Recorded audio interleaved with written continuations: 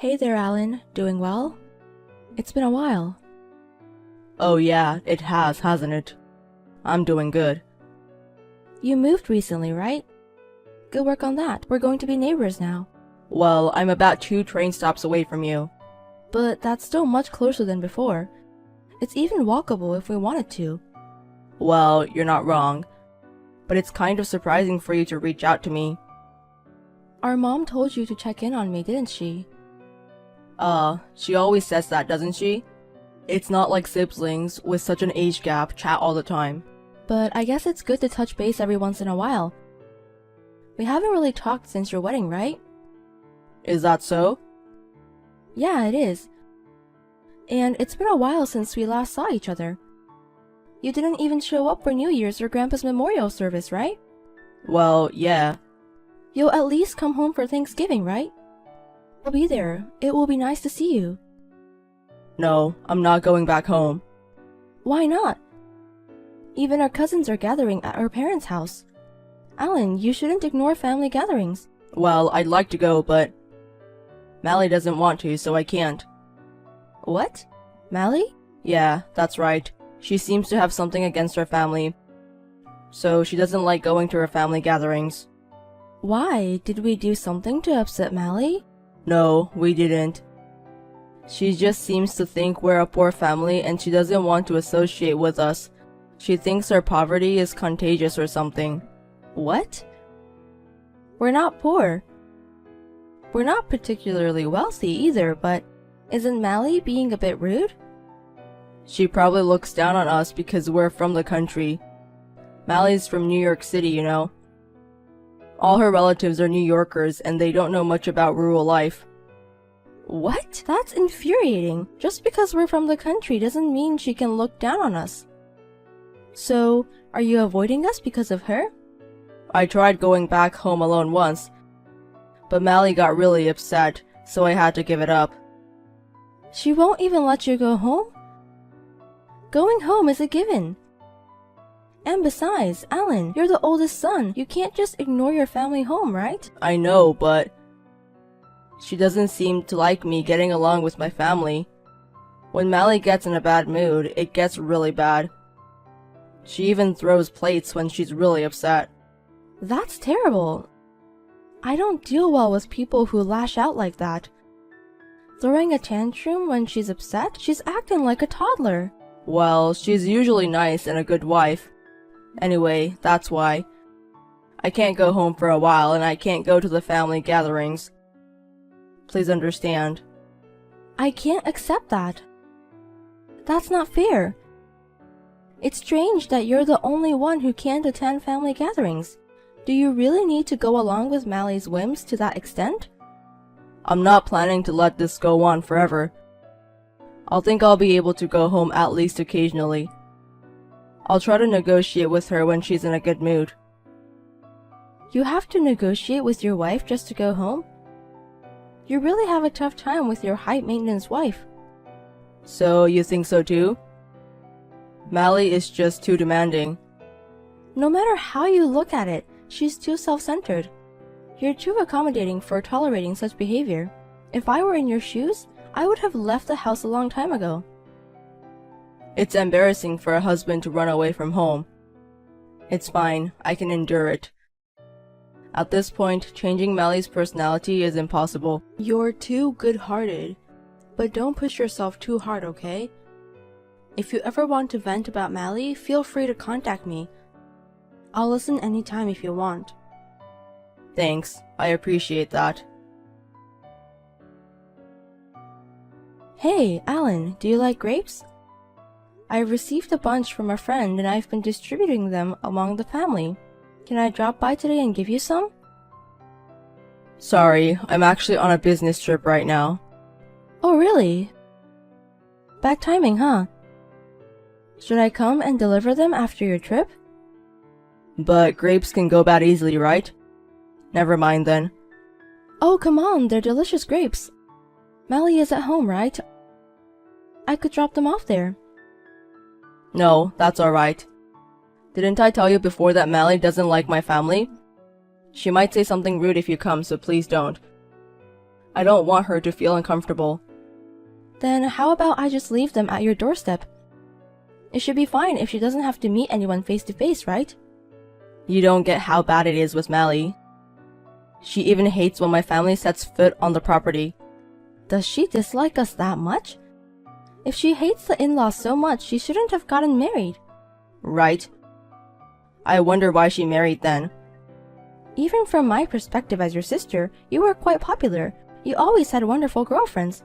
Why did you end up making a mistake with your marriage partner? Who knows? I met Mally through a friend's introduction. Actually, most of the time I've got a girlfriend, it's been through a friend's introduction. You have quite a wide social circle. Well, it's not too bad. And so I was introduced to Mally as an honest and good girl. Honest and good girl? Where? She wasn't like this before we got married. I thought she was a kind woman. I didn't think she would change this much.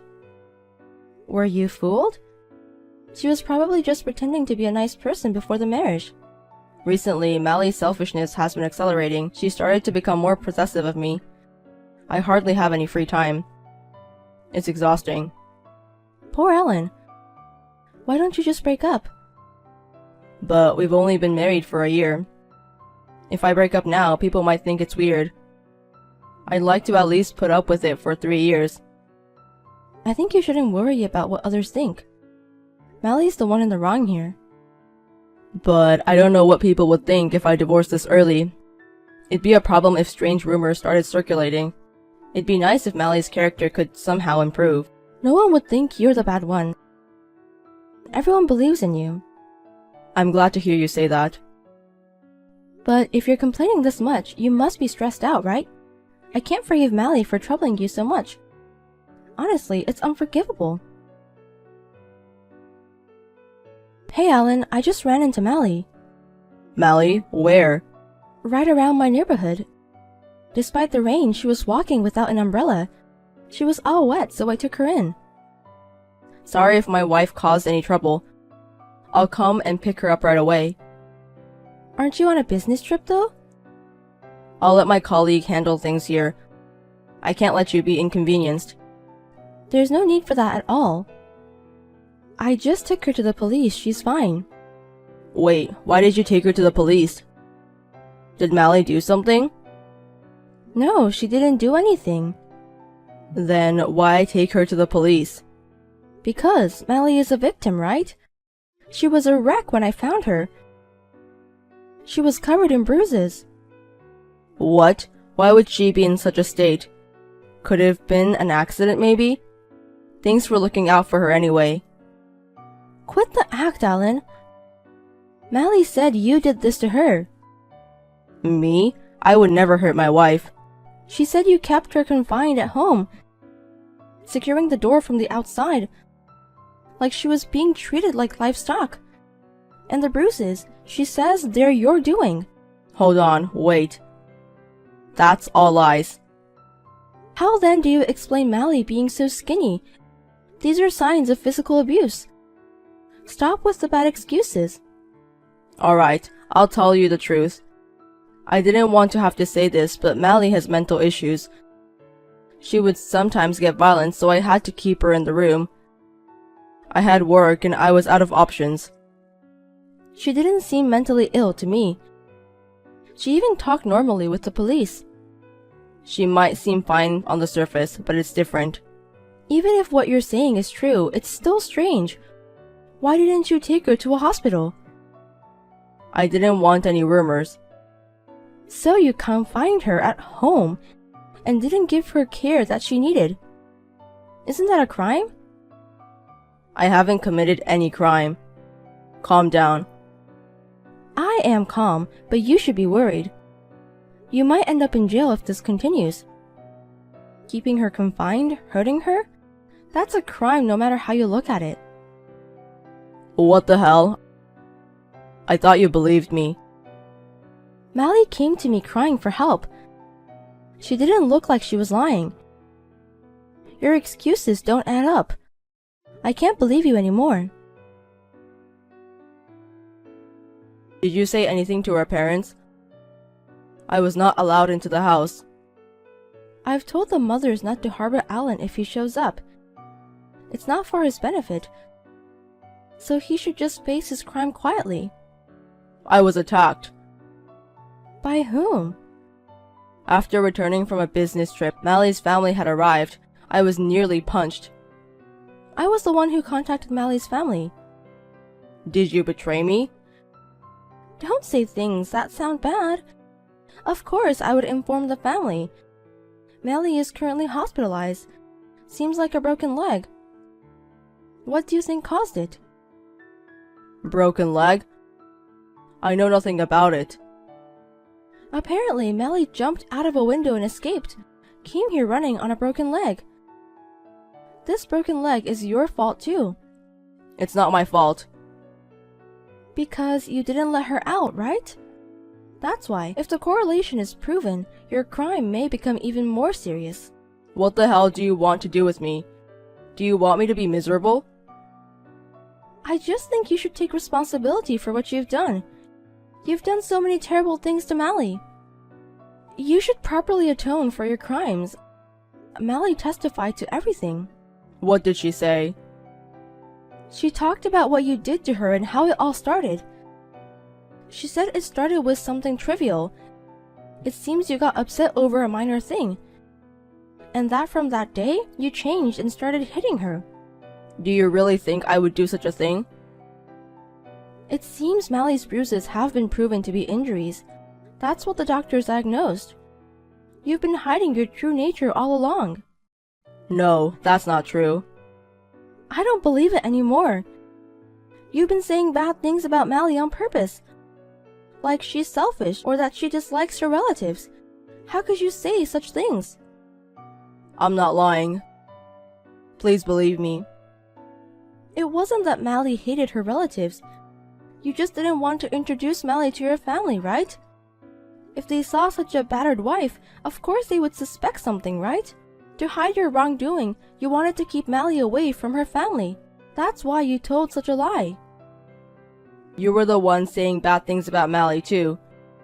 You agreed with me. I didn't know Mally was going through such things, and I didn't know your true nature. I don't have a true nature. The person I showed to my family is the real me. You're part of the family, so you should understand, right? Liar! You're the one pretending to be a saint. We were completely fooled. Even Mom and Dad said they want you to atone for your sins. Are Mom and Dad going to abandon me too? What you did is a criminal act. We can't cover for you. I didn't do anything wrong. I didn't mean any harm. I just wanted Mally to reflect and change her behavior. There was no need to go this far, right? To even cause her injuries. You're insane. I don't understand the thinking of a criminal. I feel bad that I ended up causing her to break a bone. But this is just a domestic dispute. It became a crime, so the police intervened. Mally's family said they would file a complaint. I think that's a good idea. This isn't a problem that can be resolved with just damages. Are you telling me to become a convict? Me? It's sad for me to become the sister of a convict. We can't overlook what you've done. There will be no one left who believes in you after this. There must be people who believe in me. Society is harsh on ex-convicts. I'll never believe in you again. Consider that you don't have a sister anymore. And I'll live as if I don't have a brother. Afterwards, it seems Mally filed a complaint as advised by her family.